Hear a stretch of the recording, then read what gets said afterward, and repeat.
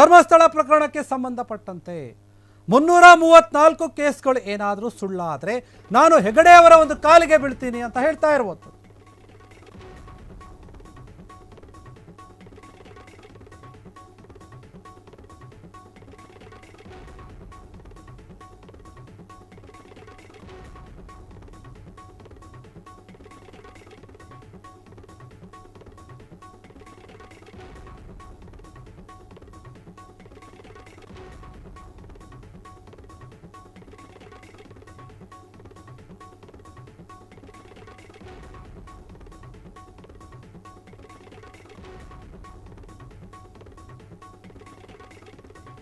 Dharmasthala files ಪ್ರಕರಣ ಏನಿದೆ ಅದಕ್ಕೆ ಸಂಬಂಧಪಟ್ಟಂತೆ 334 ಕೇಸ್ಗಳು ಸುಳ್ಳಾದರೆ ಹೆಗಡೆ ಅವರ ಕಾಲಿಗೆ ನಾನು ಬೀಳ್ತೀನಿ.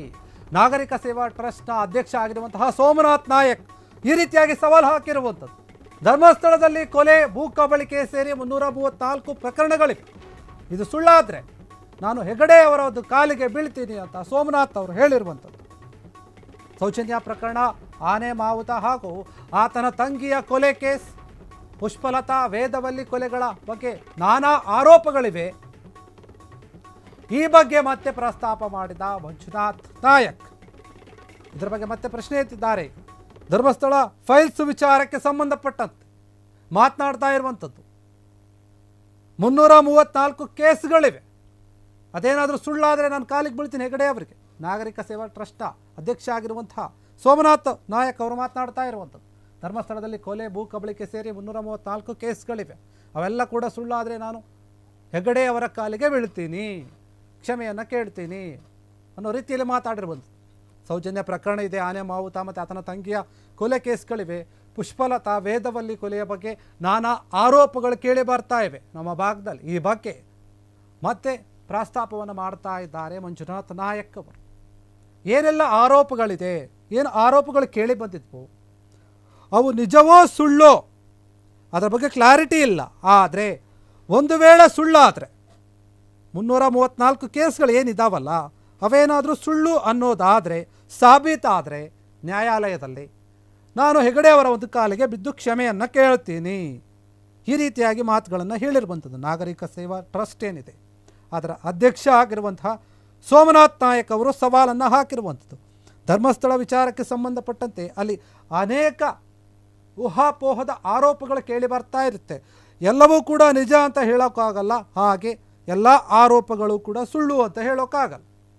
ಏನೇ ಆರೋಪಗಳು ಬಂದರೂ ಕೂಡ ಅದನ್ನು ತನಿಖೆ ಮಾಡಿ ನೋಡಿದಾಗ ಮಾತ್ರ ಅದರ ಸತ್ಯಾಂಶ ಏನಿದೆ ಅನ್ನೋದು ಹೊರಗೆ ಬರುತ್ತೆ. ಅಲ್ಲಿಯವರೆಗೂ ಕೂಡ ಎಲ್ಲವೂ ಕೂಡ ಆರೋಪಗಳೇ, ಯಾವುದು ನಿಜ ಅಲ್ಲ, ಯಾವುದು ಸುಳ್ಳು ಕೂಡ ಅಲ್ಲ.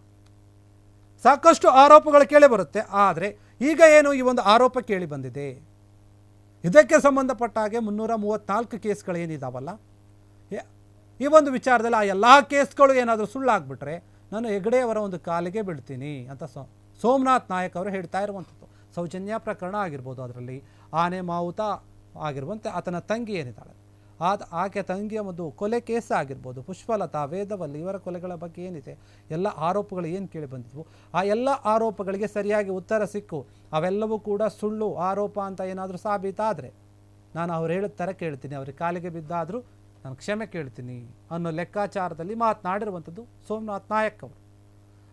ಪೇಪರ್ಗಳನ್ನು ತೋರಿಸ್ತಾ ಇದ್ದಾರೆ.